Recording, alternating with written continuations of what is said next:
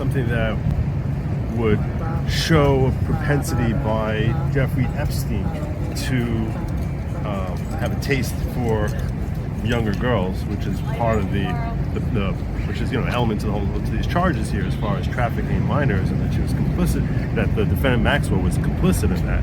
So it goes a long way to planting that seed in the minds of the jury when you have, schoolgirl costumes that they can actually touch and feel, or at the very least the pictures thereof. But the government lost its motion because what happened was that today they had an individual named Kate, or a suit under the suit. Jane Doe 2, right? Jane Doe 2. So Kate testified before the jury, and she's the only one, I believe, who the government expects to put on the stand, who actually testified that she actually was directed by Ghislaine Maxwell to go out and provide services to Jeffrey Epstein while wearing a schoolgirl costume. And they never asked her. They could have shown her the schoolgirl outfits and said, did you recognize these? Or at the very least, they probably were not the same outfit she wore, because she testified that she wore them in Palm Beach in 2004. These particular schoolgirl costumes were located in New York City in 2019. It seems very unlikely that Jeffrey Epstein is worth $8 billion and it seems to have a fetish for young girls, that he's actually going to be having the same costumes, transporting them from Florida to New York 15 years later to have someone else. He probably had a well, I think that was the argument by the defense, that they were 2019 clothing, but what they weren't from 1994, so it got thrown out. Well, I think it's actually 2004 is when she wore them in Palm, 2004, in Palm Beach. But what they could have done, if they want to get admitted, and this is what the judge was pointing out, is you could have said, are these costumes similar to what you wore? And that way you would that would give a backdoor opening to say that, maybe that this is not prejudicial, but it's actually probative in the minds of the jury. They failed to do that, and the jury and the judge and the prosecution said, well, we didn't want to do that because we felt we have tremendous sensitivity for the victims here. We don't want to be traumatic and raise these memories. And the judge says, well, I sympathize with that, and that makes sense. But at the same time, it leaves the court handcuffed, where we have no reason to know that this is actually anything remotely similar to what Kate wore. And that's why she ended up denying the application to have them allowed to have those particular pieces of evidence admitted. Potentially, that could really hurt the prosecution in getting conviction. So possible big mistake there by the government. I had a question for you though. Why didn't the judge admit the emails between Epstein and Kate right away? That didn't really make sense to me. They said it was hearsay, I believe. And then right after, I think they came back and they just allowed the metadata, if I'm not mistaken. So I'm trying to think back to that particular thing. So the emails that they had, right? So this is when he was in prison. That he was asking for pictures from the girl. He was asking for pictures, and they objected. So they objected to that based on hearsay, saying that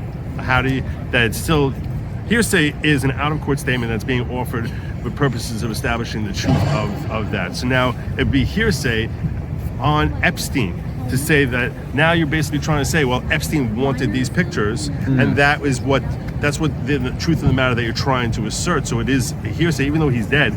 There still is a problem of hearsay. So you've been here every day. Are you with the media? Are you just a local public? I'm actually an attorney. I'm a New York litigator, and I have a YouTube channel called Good Logic, which basically I've been coming here and for my subscribers, and I've been sharing with them updates every lunch and afterwards. After court closes, and then I actually do a live stream at night, 10 p.m., where I break down what happened that day and try and basically shed light on this, because I think too few people, certainly too few attorneys, I don't know if there's any other attorneys who have any kind of subscription, any kind of numbers of subscribers are actually covering this, because not physically here, I don't think. Well, it's interesting you mentioned that, because when I covered the Kyle Rittenhouse case for 3 weeks, there's tons of attorneys. They flew in from all over. Well, that was a publicized trial. That was televised. I was part of a team of 8 different attorneys on a channel owned by Nick Ricada, and he had 8 attorneys there who were covering it, and we had 130,000 people watching us by the time the jury came out with their acquittal. So, and that was blowing away legacy media, because people are looking to hear, fact-based opinion rather than just opinion starting from one position and pushing forward on that narrative all the way through. So we clubbed legacy media, the highest legacy media online, at 50,000 viewers, and we had 130,000 viewers watching us, because people want to hear genuine truth based on facts that are being shown in front of their eyes, and opinions that are purely based on that. And sometimes the opinions are going to look. Our country is very divided politically. So facts are sometimes going to favor one side. And then sometimes they're going to favor the other side.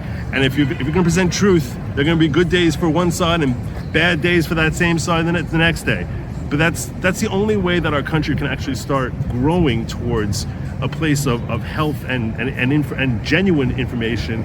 And that's when you have actual real news. This is what legacy media used to be, but unfortunately it seems too rare today. Well, it's all propaganda. Well, it's a lot of it's propaganda, and it's all social engineering being used for some form of political division and developing classes and segregations and voting classes. I concur with very, very much of what you just said. Yeah, definitely. Well, thank you. My name is Joe Nierman. Joe Kriston Harris. I did a show called The Rundown Live.